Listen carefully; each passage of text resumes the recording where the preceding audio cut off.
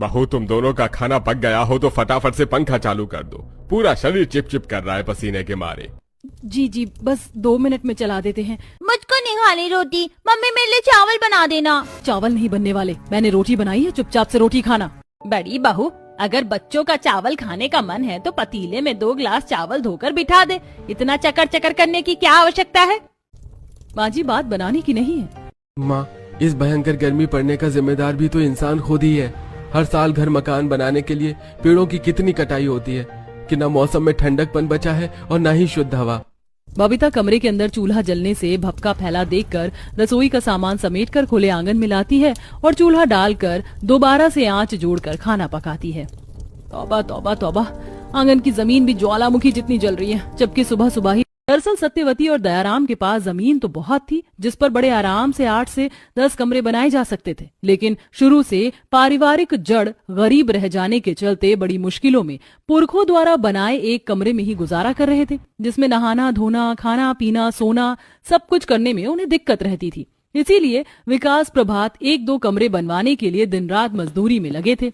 वहीं उनके कच्चे एक ऐसे ही एक रात, जल्दी से खाना परोस दो, बड़ी जोर की भूख लगी है। बबीता प्रभात विकास को खाना परोस के दे देती है। तभी कमरे के कोने में रखे कूड़े की थैली से मक्खी उड़कर खाने की थाली पर भिनभिनाने लगती है। बबीता जुगाड़ लगाकर कपड़े से हाँकते हुए मक्खी को बाहर करने लगती है। तभी मक्खी प्रभात के खाने में पड़ जाती है। अरे, बड़े ही अच्छे से अच्छा खाना खिलाया तुमने, अब तुम ही खा लेना ये मक्खी पड़ा हुआ खाना। ये मक्खी घर के अंदर लग कैसे? भाभी, मैं और नुपुर खटिया बिछाते हैं, आप चादर तकिया ले आओ। निभा नुपुर कमरे में से खटिया लेकर खुले आंगन में आती हैं तो आंगन में लगे घने पेड़ों से झमाझम ठंडी हवा चल रही होती है।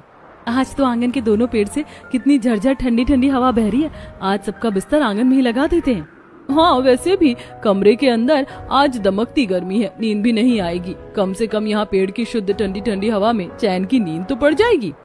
आंगन में पेड़ों से ठंडी ठंडी हवा चलती देख निभा नुपुर आंगन में से कमरे के अंदर आती हैं, जहाँ पूरा परिवार गर्मी से पसीना पसीने और चिपचिप हुआ पड़ा था।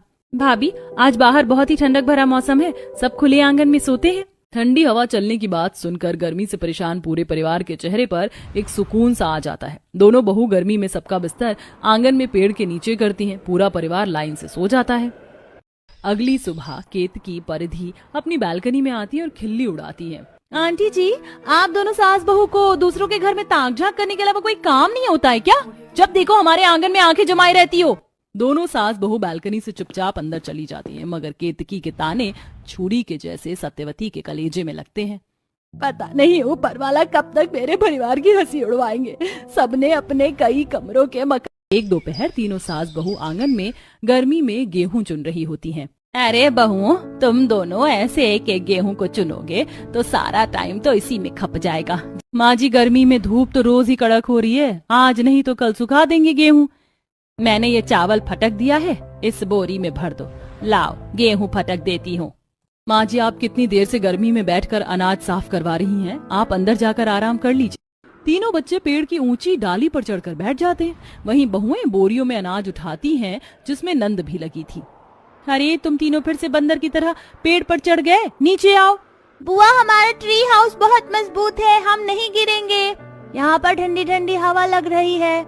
जहाँ दीपांशु गोलू दूसरे पेड़ की दोनों तरफ की निकली मोटी मोटी डाली पर बैठे थे, पेड़ों के तने डाली इतनी मोटी थी कि उस पर एक दिन इतनी तगड़ी चक्रवर्ती बवंडर आता है जिससे उनकी झोपड़ी तिनकों की तरह टूट जाती है। पूरा परिवार गर्मी में पेड़ के नीचे खड़ा हो जाता है। अपने उजड़े हुए घर को देखकर सबकी आंखों में आंसू थे।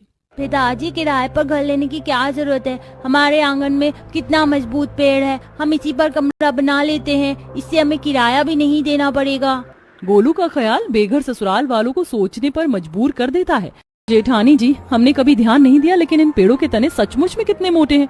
इस पर हम 4-4 छोटे छोटे कमरे बना सकते हैं। पूरा गरीब ससुराल काम शुरू करते हैं। आशा बबीता पड़ोस से 2 लकड़ी की सीढ़ी मांग कर लाती हैं, जिसके सहारे वह पेड़ के उस मोटे तने वाली डाली पर चढ़ जाती हैं। अब दोनों बहू ऊपर वाले भाग पर काम शुरू करती हैं और दोनों के पति तने के निचले हिस्से सतह को खोखला करके अंदर से ऊपर जाने के लिए सीढ़ी बनाते हैं और दोनों ननद जिन पर पेड़ों की हरी हरी शाखाएं पंचकियां लग जाती हैं। मम्मी, हमारा पेड़ वाला कमरा अंदर से कितना ठंडा ठंडा कूल कूल है, यहाँ पर तो बिल्कुल गर्मी नहीं लग रही। सच में भाभी, इस पेड़ वाले कमरे में इतनी ठंडक है जैसे कि एसी चल रहा हो। अरे तने को काट कर अंदर से कमरा बना है और पेड़ के तने जमीन की जड़ में से पानी का रिसाव खींचते हैं, इसीलिए इस कमरे की तासीर ठंडी है। बहू तुम दोनों ने बहुत अच्छा जुगाड़ लगाया। है बस माँ जी, दूसरे पेड़ पर हम रसोई बनाएंगे ताकि सुख साधन से बैठकर खाना बना सके और किसी को गर्मी ना हो। अगले दिन से दोनों बहू और उनके पति दूसरे वाले पेड़ की कटाई चालू करते हैं, जिसकी जड़ों वाले हिस्से को खोखला करके अंदर से टॉयलेट सीट बनाते हैं और ऊपर वाले हिस्से में एक कमरा रसोई के लिए बनाते हैं, जो कि अब 8 कमरे बन चुके थे।